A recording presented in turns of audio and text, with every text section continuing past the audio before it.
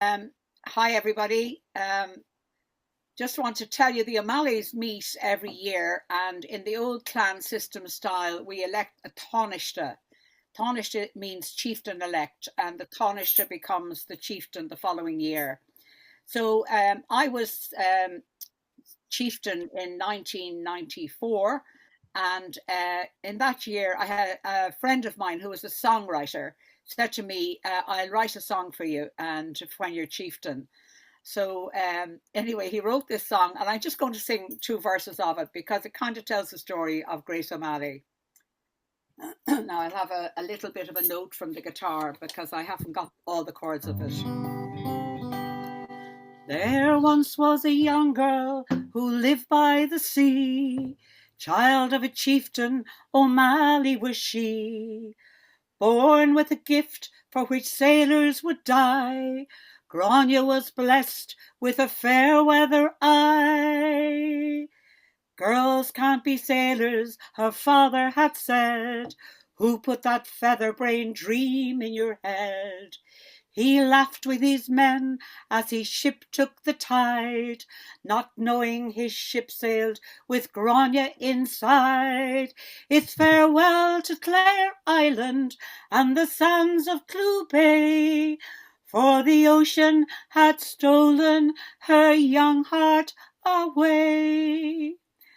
So Granuaile, Grace O'Malley, she was born in 1530 and she died in 1630.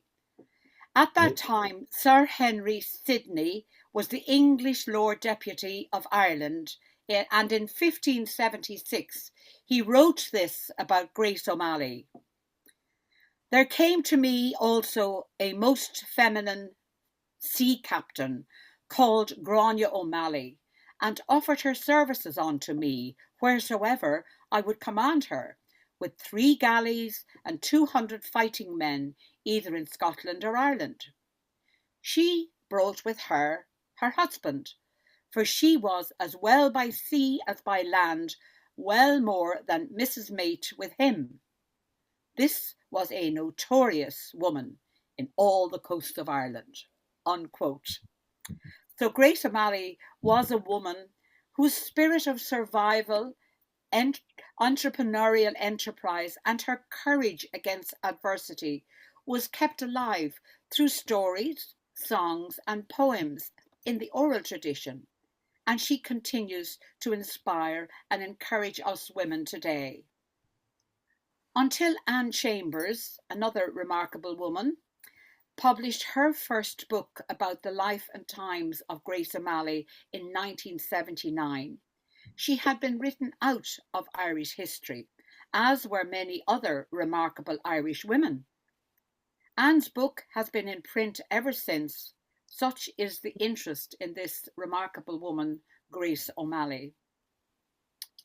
The Annals of the Four Masters, which is the seminal source of Irish history, was compiled shortly after her death, but it makes no mention of her or of her role in the history of 16th century Ireland. It makes no mention of any other woman either. Her influence lapsed into the realm of folklore, fiction, poetry, and song. And even still today, people are writing poems about Grace O'Malley, which I'll tell you in a few moments. And as David O'Reilly composed the song for me back in 1995 or 94. Thankfully, folklore and poetry preserved her memory, as did, believe it or not, the English state papers. And it was from the state papers that that quote came from the English Lord Deputy at the time. In fact, the state papers have references to Grace O'Malley up to 1627, which was 24 years after her death. So such was the impact she made in her life, and is as valid as any academic treatise. Grace O'Malley was a powerful woman who lived in the west coast of Ireland during one of the most turbulent political eras in Irish history. She and her fleet of ships and her crew traded by sea with Scotland, Spain, Portugal, and North Africa from her base in Mayo. I mean, that was quite some feat in those years. As described in Anne Chambers' book, and I quote from Anne's book, when the factual evidence relating to her life is examined within the traumatic times in which she lived, she emerges as a fearless leader by land and sea, a political pragmatist, a tactician, a ruthless plunderer, a mercenary, a part-time rebel, a shrewd and able negotiator, and above all, a woman who broke the mold and played a unique role in history. While she did everything, unquote, while she did everything that was required of a chieftain of the time, she was not recognised chieftain because, even by Brehon law, only a man could become a chieftain. The Tánaiste or chieftain-elect was elected by the clan, and when the chieftain died, the Tánaiste became chieftain. So male chauvinistic bias was alive and well in 16th century Ireland. Over time, the change in Ireland of a society ruled by powerful warrior women coincided with the advent of Christianity and the influence of Roman law which accompanied it. Roman society was male-dominated. Grace O'Malley's career as a political leader by land and sea can be said to mirror her Celtic women ancestors, for example, Grace or Queen Maeve by land and no doubt Cessor by sea. The O'Malley clan is the only clan that actually did go to sea. And the motto of the O'Malley clan is Terra Marique Potens, which means powerful on land and sea. I had an uncle, his name was Jerry, and he loved wine. And when he ran out of money, he'd make his own wine. And he actually had a label on the wine, Terra Marique Potans, which was drunk on land and sea.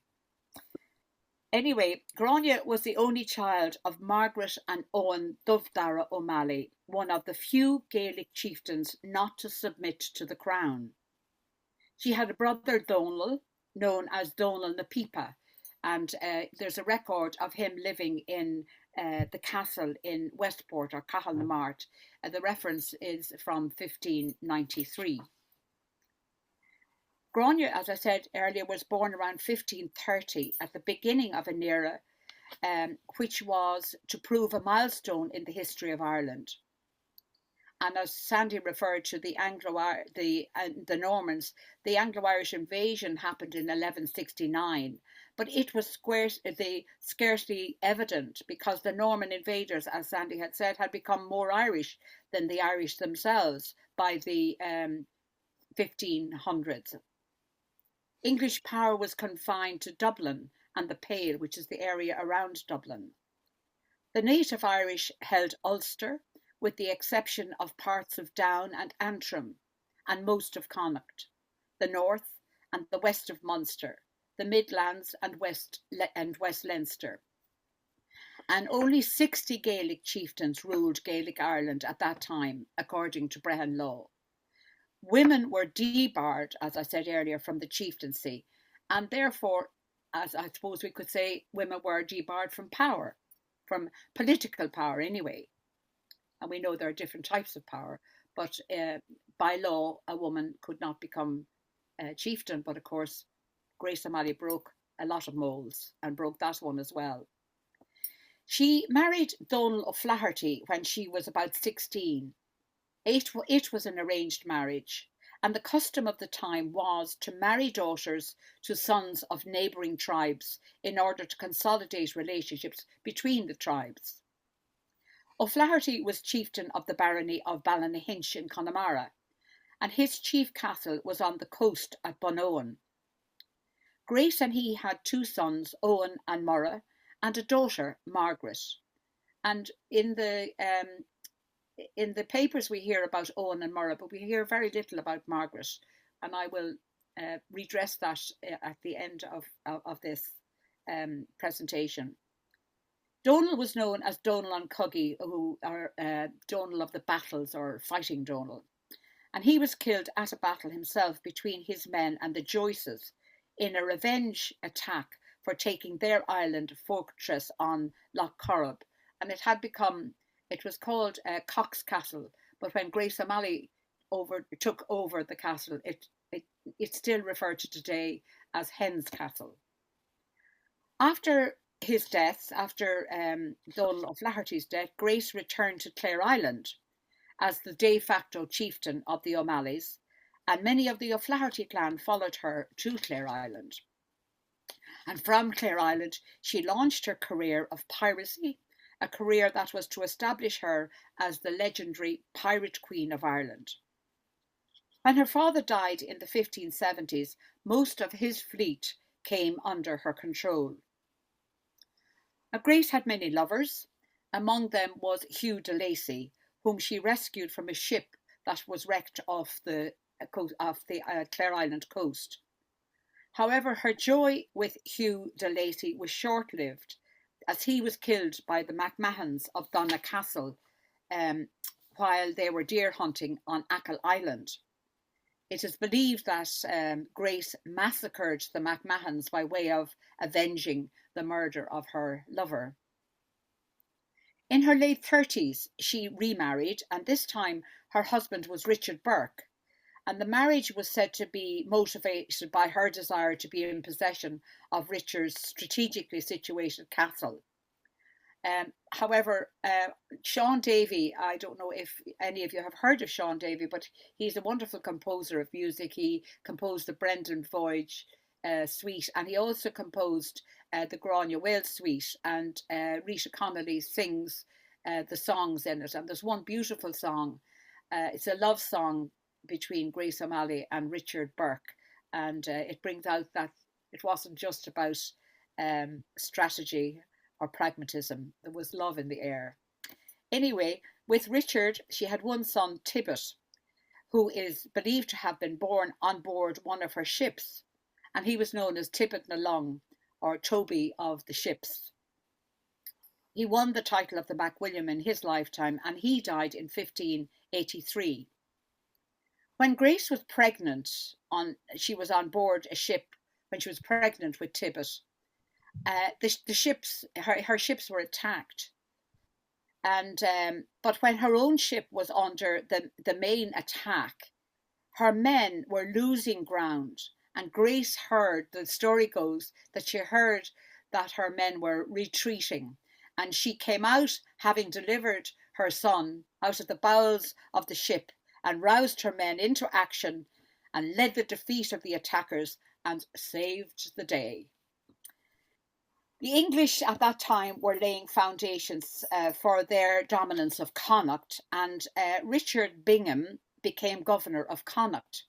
He was a very unpleasant and unpopular governor and was known to be quite the villain. However, much as he tried to get hold of Grace O'Malley, he could never capture her. She was much too clever for him. And each time he got close, she outwitted him. But the inevitable clash happened when he imprisoned her son and her brother. So Grace was quite distraught, as you can imagine, and she hatched a plan to meet with Queen Elizabeth at the time and to plead for her sons and her brother's release. The meeting of these two famous women is legendary and, of course, is documented. Grace had a friend, his name was Black Tom of Ormond, and he was also a friend of Elizabeth. And it was through this relationship that Grace secured the meeting with the Queen. She adhered to all the requirements of the protocols of the time in order to get the audience with Elizabeth. And according to lore, the two women got on famously. Elizabeth was aware of the type of person Bingham was, and after the visit from Grace, she recalled him from Connacht immediately and ordered that both Grace's son and brother be freed. And again, as I say, the evidence of this meeting is documented in the state papers. Now, a little bit about Howth Norman. On her way back from England, Grace O'Malley was she came to Howth Castle, where she found the gates of the castle were closed at mealtime. The nurse was walking the child of the castle had him out for a walk, and Grace kidnapped the boy, but she promised to return him if they promised to never close their gates at mealtime and to always have a place set for the uninvited guest. This they agreed to do, and to this day there is always a place set at the table in Howth Castle for the uninvited guest.